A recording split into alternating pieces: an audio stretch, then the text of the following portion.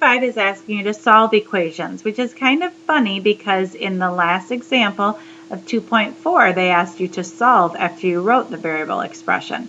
So now we're going to show you addition and subtraction in 2.5, and 2.6 will use multiplication and division.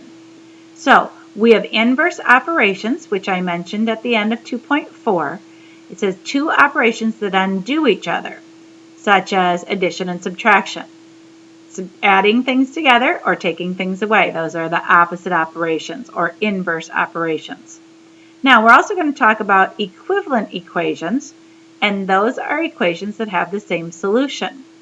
So that's what we were working on before, 40 equals 40. Those are equivalent equations. Now the two terms that we are going to use the most are balanced equations and like terms. And I'm going to use those as I'm showing you the examples. So, in solving x plus 9 equals a negative 3, what I'm going to do is I need to get my variable by itself. So I want my x to be by itself. So to do that, I need to get rid of the positive 9. I'm going to do that by the inverse operation. I'm going to subtract 9 from x plus 9. Now, if I'm going to do that, I need to keep things balanced. I just can't all of a sudden decide I'm going to subtract 9. But if I subtract 9 from both sides of the equal sign, that is will create a balanced equation. I'm doing the same to both sides of the equal sign. So when I look at, and again, write it in this way, this is an algebra process.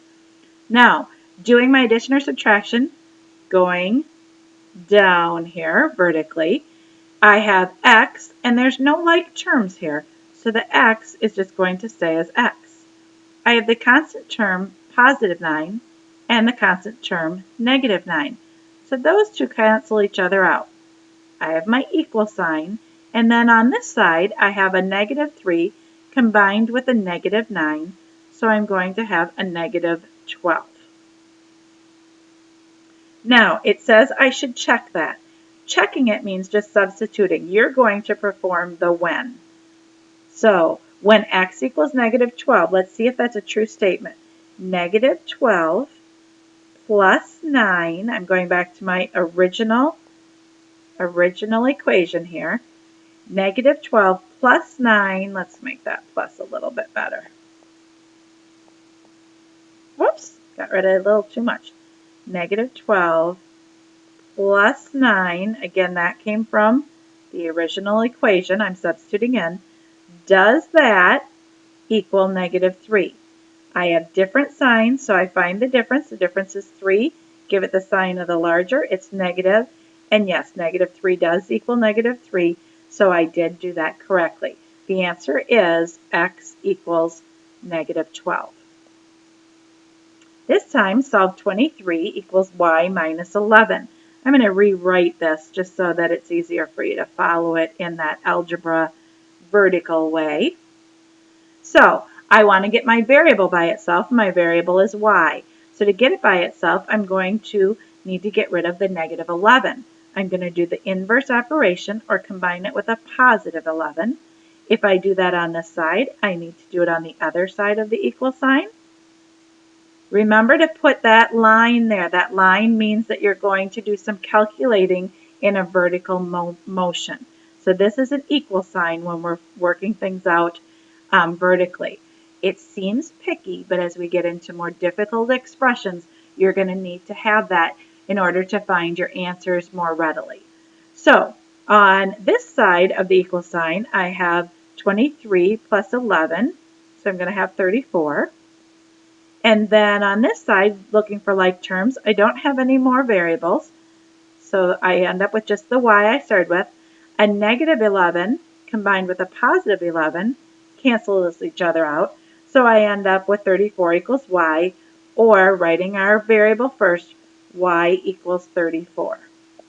Now don't forget your last step, and sometimes you can do this mentally. I'm going to go ahead and substitute that in. So is 23 equal to 34 minus 11? 34 minus 11 is 23. So yes, 23 is equal to 23. So my check works out and I did that correctly. So here is a couple on this page that we're going to run through. I'm going to check these mentally just because of the room that I have on this page. So x plus 8 equals 19.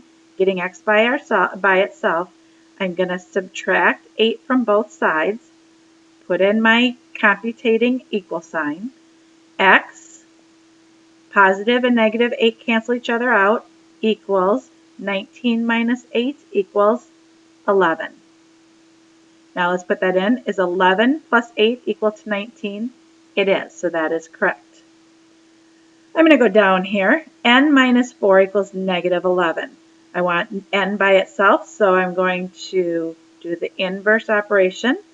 I'm going to add 4 to both sides of the equal sign. Put my line there because I want it to show computation. My only variable is n, so that stays there. Negative and positive 4 cancel each other out. Negative 11, positive 4, different signs, find the difference. Give it the sign of the larger one. It's going to be a negative 7.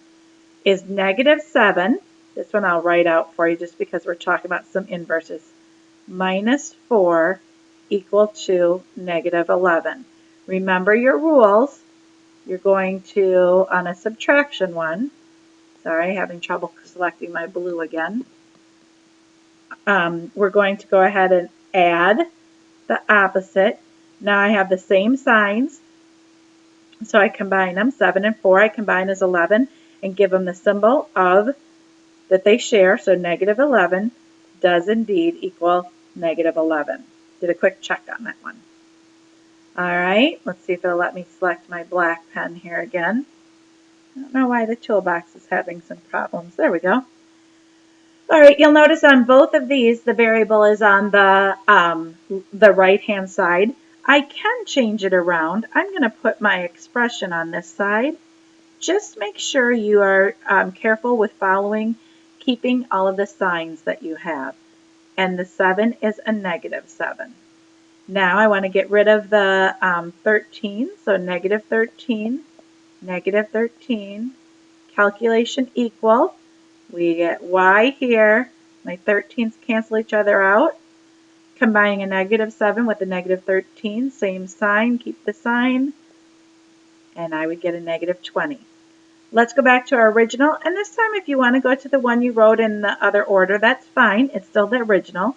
So it's negative 20 plus 13 equal to negative 7. I have different signs, so I find the difference, and I give it the sign of the larger, so that yes, that one is true. I'm going to do the same thing. I'm going to copy this over. And I'm going to add 87 to both sides. Whoops. I'm going to use my calculation equal sign. My 87s on this side are going to cancel each other out, leaving me just with my variable. And then I'm going to calculate this, and I'm going to get 113. So if I do that, is 113 minus 87 equal to 26? You could even check that on a calculator if you need to, and that is also correct. So we're going to finish our last one is going to have a word problem in it, and we're going to talk about a cat. So while holding his cat, Ben steps on a scale. The scale reads 161 pounds. Ben weighs 148. What is the weight of the cat? Now, it's always good in variable expressions to have the variable be combined with the operation and not have it as the equal sign. That is going back to elementary when they used to give you the little box. So what we're trying to figure out is the weight of the cat. Now the cat plus Ben, and we know Ben weighs 148 pounds. The two of those combined equals 161 pounds. Now I'm going to go ahead and do my balanced equation. Subtract 148 from both sides. Those are going to cancel out. We're going to find the weight of the cat, which is x, and x equals, and since I have this written, I'll go ahead and you could use a calculator for this, and I am going to get 13 pounds. The cat weighs 13 pounds. That's not a bad size for a cat. All right, I think that's our last one. Let me just check here. It is. So we'll go ahead and finish this recording for 2.5.